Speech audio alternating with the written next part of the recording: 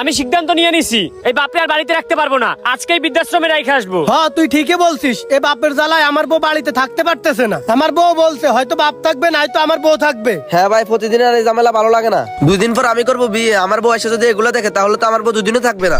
তোমাদের সবার সমস্যা আর আমার তো কোনো সমস্যা নেই, আমি তো ভাইসা আইছি তাই না? বাপটা সবাই আমার ভিতরে দিয়ে দাও, এই বাপ তো আমাদের সবার, তাইলে আমি একা কেন দেখবো? তোরা দেখবি না কেন? এই তোরে কি দেখতে বলছি?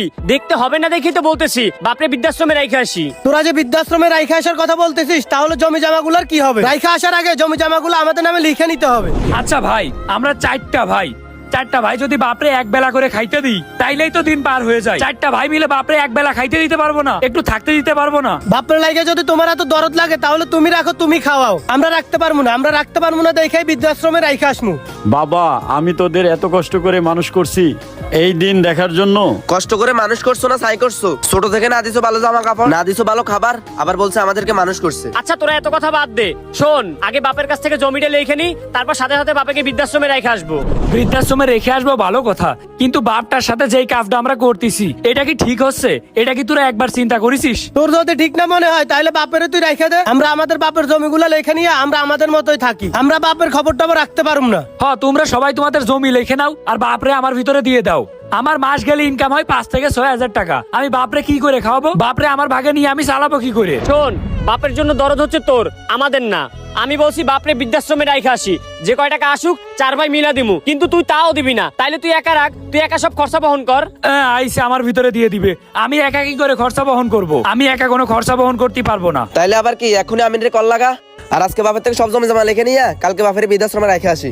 কালকে কি? কালকে কেন? আজকে জমি জামা লেখে নিয়ে আজকে রাইখা আসতেছি। দাঁড়া, আমি আমিনরে কল দিতেছি।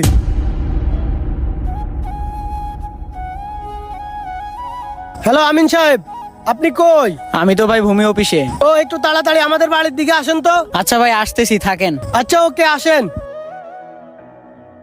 ভাই আর একবার একটু চিন্তা করে দেখ, এই কাজটা কি ঠিক হচ্ছে? দরকার নেই ভাই, আমরা 4 ভাই মিলে বাপটারে রাখি না। এই আপনি তুই চুপ থাক, ভাই যেটা করতেছে ওইটাই ঠিক করতেছে, তুই একটু বেশিই বুঝিস। আব্বা, তুমি মনে হয় বৃদ্ধাশ্রমেই বেশি ভালো থাকবা। বাড়িতে যে পরিমাণে অশান্তি, এইখানে তোমার না থাকাই ভালো। আরে আমি তো তোদের কাছে বোঝা হয়ে গেছি, সমস্যা নাই, আমাকে বৃদ্ধাশ্রমেই রেখে আস। এই দেখ, এই বুড়া বেড়াই বুঝছে, তুই বুঝোস না। হইছে, থাম, আর ভাল লাগতেছে না এই অশান্তি, আর ভাল লাগে না আমার কাছে। আমি নাসুক আইসে জমি লিখে দিক, তারপর বৃদ্ধাশ্রমে রেখে আসি। এই শুভ, তুই যা তো বাজারে গিয়ে আমিনের জন্য চা নাস্তা নিয়ে আই, যা।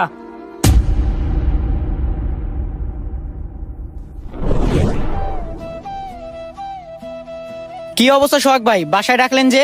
ও আমিন সাহেব আসছেন, বসেন। আসলে আমাদের জমি 4 ভাইয়ের নামে ভাগ করা লাগবে। ও আচ্ছা, আপনারা জমি ভাগ করবেন? আচ্ছা দাঁড়ান, আপনার জমির পজিশনটা দেখি। এই আমিন সাহেব একটু তাড়াতাড়ি দেখেন, এই ঝামেলার ভাল লাগতেছে না। এই ঝামেলা শেষ হলেই বাপরে তাড়াতাড়ি বৃদ্ধাশ্রমে রেখে আসবো। বাপরে আপনারা বৃদ্ধাশ্রমে রেখে আসবেন? ভাই, আমরা 4টা ভাই থাকার পরও বাপরে 3 বেলা খাওয়াইতে পারতেছি না, আমাদের অনেক সমস্যা হয়ে যাচ্ছে।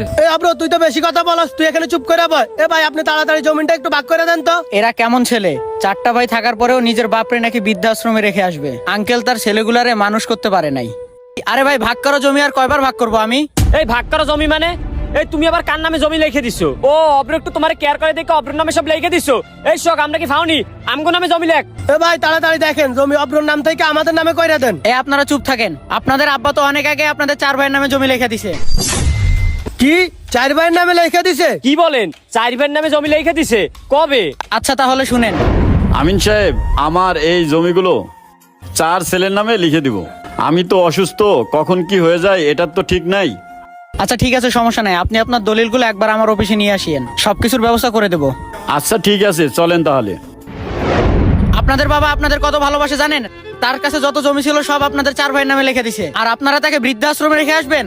বাপ আমাদের নামে আগেই জমি লিখে দিয়েছে, আর সেই জমির জন্য আমরা কি করতেছিলাম? ভাই আমরা আসলে মানুষ না, আমরা আসলেই অমানুষ। বাপ তো আমাদেরকে জন্ম দিয়েই ভুল করছে, আজ যদি আমাদেরকে জন্ম না দিত তাইলে আর এই দিন দেখা লাগতো না। তোদের ব্যবহার দেখে মনে হয় তোরা বাপের ছেলে না। আর ভাই শোন, বাপরে তোদের দেখা লাগবে না, তোরা তোদের বউ বাচ্চা নিয়েই ভালো থাক। বাপ আমার কাছেই থাকবে আজকে থেকে, আমার বাপরে আমিই দেখবো। আব্বা তুমি ঘরে আসো। বাপ মা বৃদ্ধ হইলে যেন সন্তানের কাছে বোঝা হয়ে যায়, সবকিছু করতে না বাদলেও বাপ মাকে 2 বেলা খাইতে দিতে সমস্যা হয়ে যায়। আসুন আমরা সবাই বাবা মাকে বোঝা না মনে করি, কোনো বাবা মাকেই যেন বৃদ্ধাশ্রমে না থাকতে হয়।